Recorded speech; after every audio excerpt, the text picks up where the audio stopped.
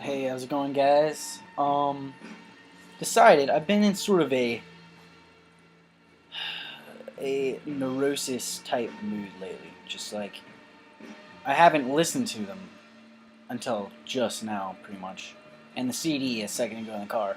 But I've been really feeling like I needed to listen to some Neurosis lately, and so I figured I would do a review on. I guess I own three of their albums. So one of the three, their latest album. Their album came out in 2009, which is Given to the Rising.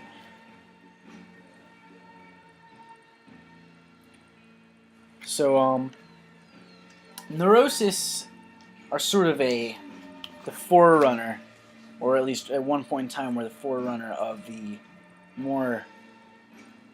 You know what? I'm not even gonna try and put them in a specific category. Basically, they blend a lot of different elements into creating very unique music. Very heavy, deep, brooding music. Very reflective as well. This particular album is just absolutely a masterpiece in and of itself.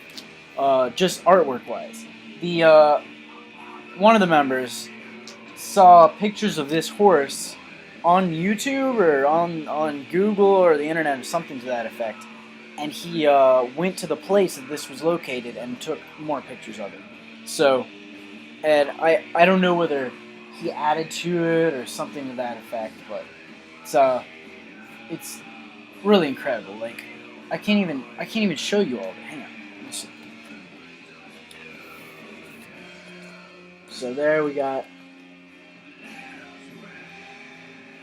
Moves across.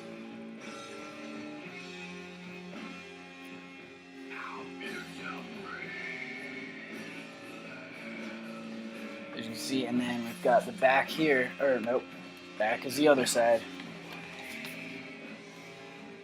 Right there. And it basically, honestly, it follows through the whole thing, so here, I'll just show you all that from this side.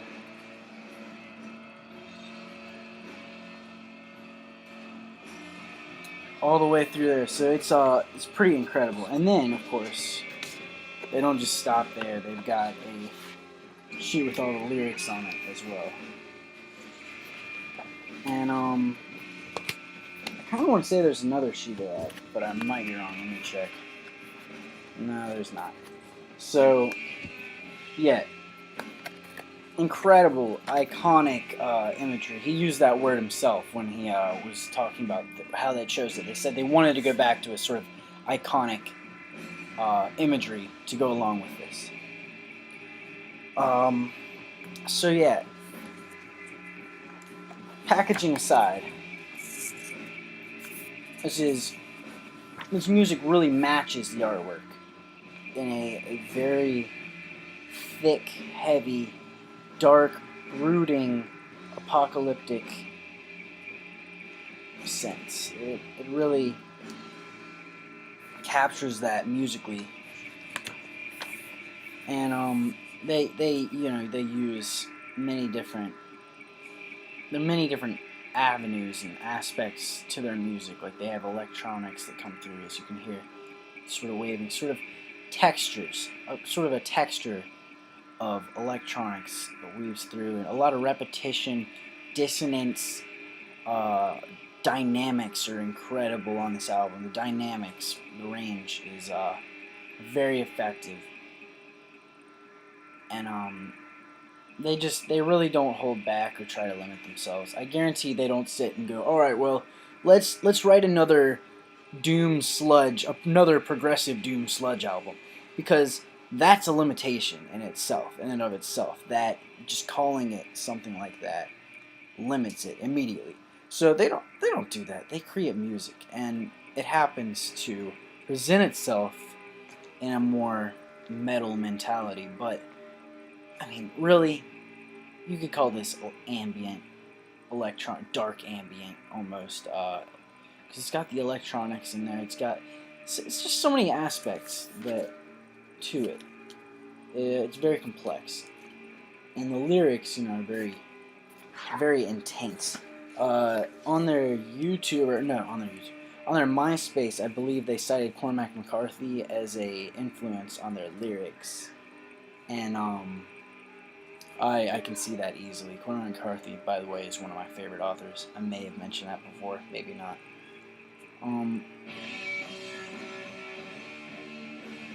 I'll read the lyrics for the second track, which is To the Wind.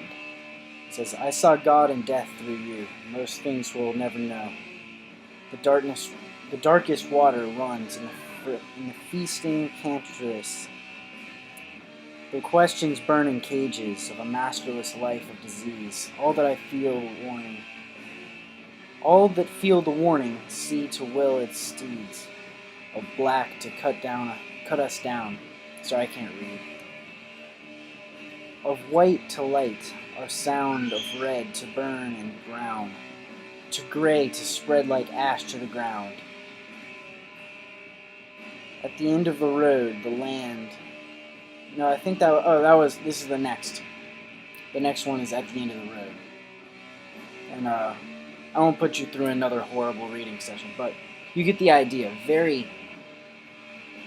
Whenever I listen to this band, I think primal, because I feel primal gut instinct type, just heavy grittiness, and just very emotional. It's not just like, oh, well, we're gonna punch you in the face. This is like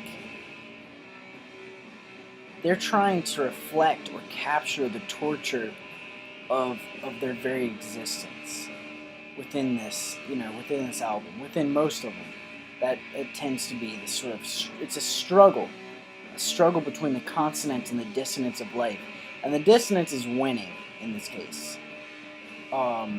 Just dissonance of heart, dissonance of soul, and you really feel it.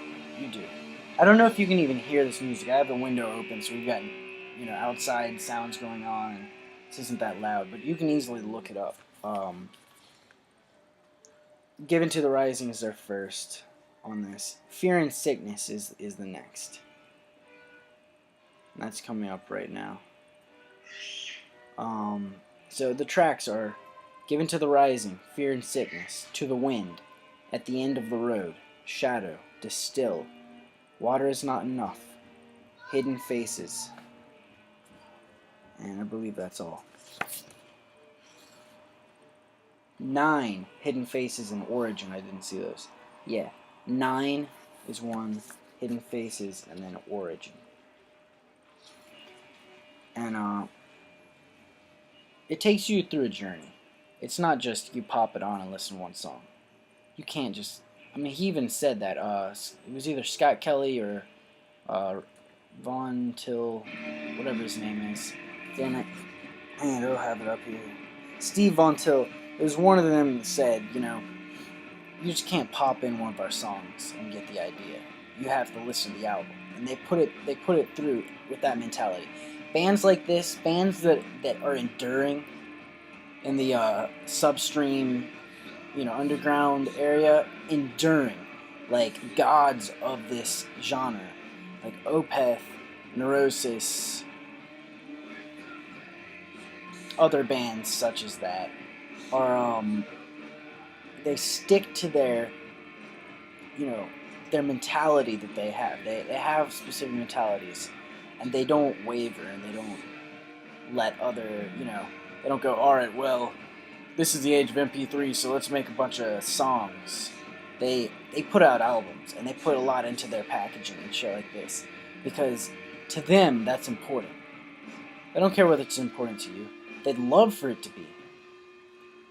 But it's more important to them that they put it all into this, because this is their art, And I really feel that. Whether or not you agree that this is, deep or artistic, or whether you enjoy it, it doesn't matter. This is their art, and they put all into it. So I appreciate it for that. And hopefully I'll get to see him again. I saw him once, and it was actually a disappointing show, because it rained, and it was really crappy weather, which I was cool with. I was like, sweet, screw it, dude. Play in the rain, it's kind of gnarly. It felt like the clouds were coming to us for the concert. But they put on a kind of like, mediocre show. It wasn't the best set. You couldn't see all the visuals in the back. They usually have a bunch of visuals going on. But I would love to see them in a dark club, in a good, environment with everybody just alone. I wouldn't want to go and like have everybody screaming and shit, because that always ruins the music. I just want to sit there and, bask in the music. So, whatever. It is what it is. I shall see you, or not see you. You shall see me when I review the next thing that I review, which could be anything. Will probably be one of the CDs I picked up the other day. So, we'll see.